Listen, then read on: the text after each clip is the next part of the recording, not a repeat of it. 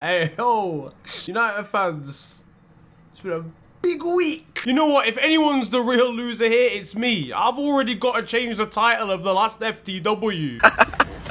Oh, a little bit of football humour. Manchester United went to Anfield and lost 7-0. And I have to kind of say it like that because even though we won 7-0, there's an emphasis on the fact that they lost 7-0. These lot are hungover still from the Carabao Cup final. I'm telling you for facts. Bruno Fernandes had at least 8 Jaeger bombs that night. Lisandro Martinez won the World Cup this year and still came back and played hungover more competently than that. If you're winning the EFL Cup, yeah, there's no way you should be having more than one drink that evening. And yet this is the result and performance that United fans got out of their side. Ole Gunnar Solskjaer was watching at home on his TV knowing that he'd been here before. Who wants 7? Well, apparently you do, sunshine. Get out, Man United, get out! Braces from Mo Salah, Darwin Nunez, Cody Gakpo, and then one final goal from Roberto Firmino provided a historic and symbolic result here at Anfield for, I believe, a record equaling loss for Manchester United, certainly in the league and definitely the biggest that we've inflicted on them in football history. United fans, I'm sorry to all of you that have had to go into the office today because this is one hell of a Monday morning. That's a lie. I'm not sorry for you at all. Red Devil supporters are going to be taking shin pads with them across the country, telling you now you're going to be getting double-footed next to the photocopier. I'm sorry, I'd have to call in sick. There's no way you can make me go into work after that result. But you won't get away with it. Your manager wants to take the piss out of you as well. He ain't accepting that sick note, mate, when you try and call him. I'll come and look for you, make sure you're at work tonight.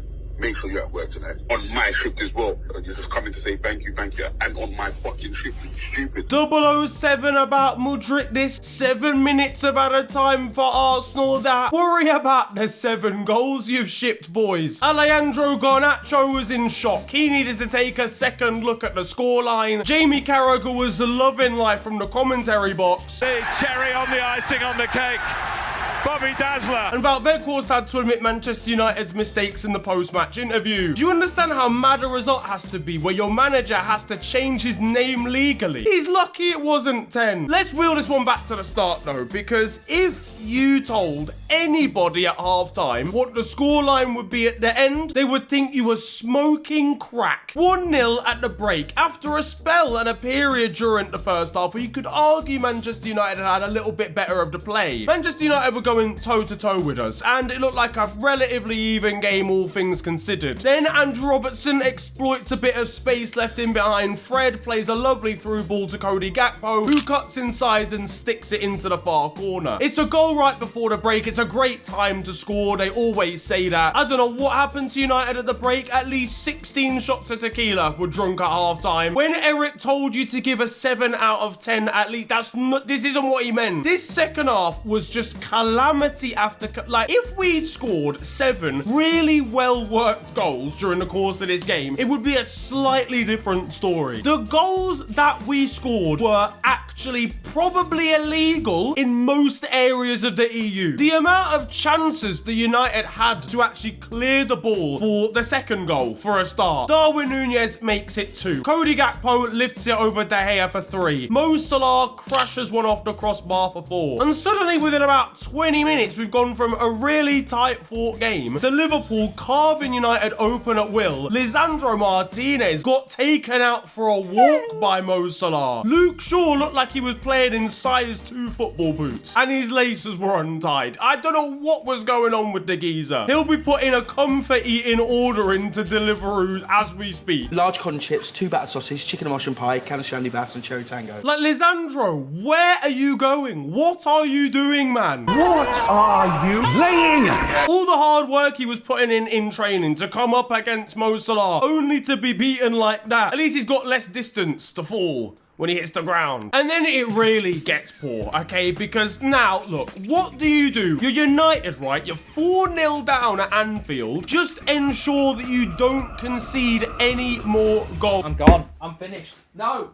No. 7-0. Erik ten Hag was drowning his sorrows down on the touchline. You got Darwin Nunez recreating Marcus Rashford's celebration, whilst the United forwards at the other end of the pitch, wondering how many children he has to feed to get out of this one. But what was even more mental, right, was Manchester United's lack of willingness to stop attacking. Lads, it is 5-0. It's over. Whether you score or not, it's a slapping. Unless you were to score 3 goals in the last 10 minutes, which, let's be honest, probably was quite likely based on how Liverpool's season has gotten so far. So with 10 minutes to go, there was a point where United went forward, right? And in the final 20 yards close to Liverpool's goal, there were 7 United players. 7. Like Malacia, had made an overlapping run. Sabitzer was there. McTominay was right in the 6-yard box, right next to Marcus Rashford. Anthony was obviously there as well. Even the centre-backs were in shot. Now, look, listen, yes, I know they were on the attack, right? But you're 5-0 down. Why are you dedicating that many people forward? Liverpool are a good counter-attacking side. It got headed out and immediately dropped to Salah, and it was straight away like a 4v3 situation. We didn't score from that particular opportunity, but literally 2 minutes later, it was 6-0. Luke Shaw, I don't mean to go back to him. He's not a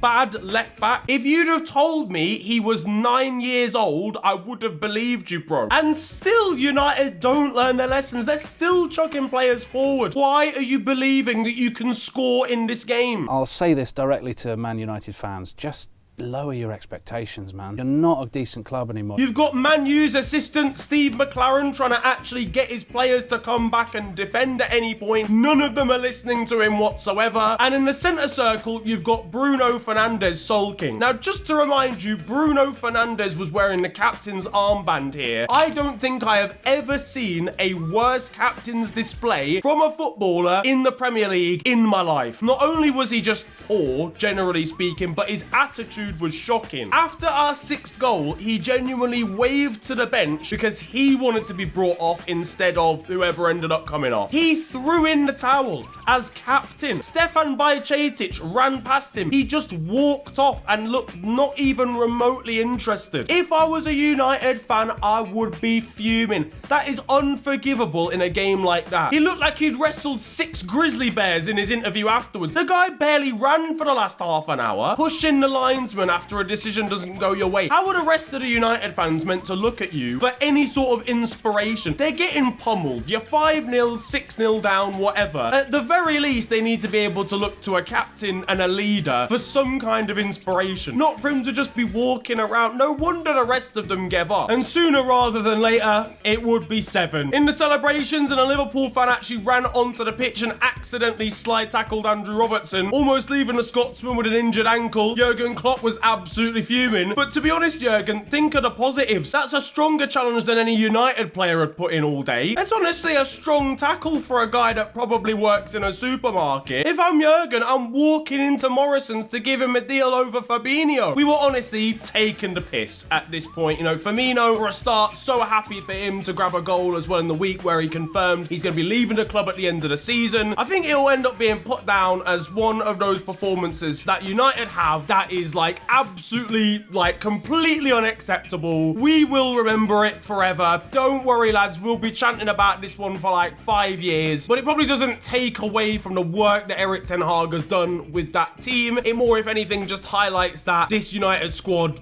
definitely still needs to take more steps before it's properly challenging for a title. They will still finish in the top 4. They ultimately still have ended their silverware drought this season as well. And Erik ten Hag has come back from setbacks already this season, like Brentford, like Manchester City. They shipped 6 to them earlier in the year. But if I am Erik ten Hag, I'm physically elbowing Bruno Fernandes especially, because you can perform badly. You can be Luke Shaw. You can be Anthony. You can be David De Gea. You can have an off day, and basically everyone in that United squad had an off day yesterday. But to just give up as captain, symbolically you're wearing the captain's armband. You at the at the very minimum, have to try and win the football match. I want to talk about how good we were as well. Wow, our front line in this one, I mean, Salah looked back to his best. So clinical. Cody Gakpo's finishes were absolutely unbelievable. Darwin Nunez, I think for content perspectives and emotionally, I've had a flip-flop with Darwin. I've been really frustrated with him at times. From an effort perspective and just cult hero status alone, even if he does miss chances, just him being the type of man and player that he is so endearing. It was great to see him get 2 goals. That header using the back of his skull as well was beautiful. And obviously Bobby Firmino getting a symbolic goal too. But I thought Andrew Robertson was amazing. Trent was quality. Jordan Henderson looked solid. It sort of looked like a return to old Liverpool. And that's now 5 Premier League clean sheets in a row. Defensively, we look a lot more stable. Van Dijk and Kanate together finally will hopefully get a good run of those two playing alongside each other. But what on earth do you guys think? Let me know down in the comment section below. How is this going to affect both team seasons? Can Liverpool now push on into the top 4 quite comfortably against Tottenham and Newcastle? Are Manchester United going to see a drop-off? If you enjoyed this one though, if you're a Liverpool fan, come on, slap a like on the video. And of course, subscribe if you're new to the channel. You can also follow me on social media though. It is at the official FNG on Twitter and on Insta. But it's been a pleasure, honestly, it really has, ranting at you guys today. Have a wonderful day, enjoy yourselves, and goodbye. I'd put 2 fingers up there. I should probably put another 5 up realistically, because I don't...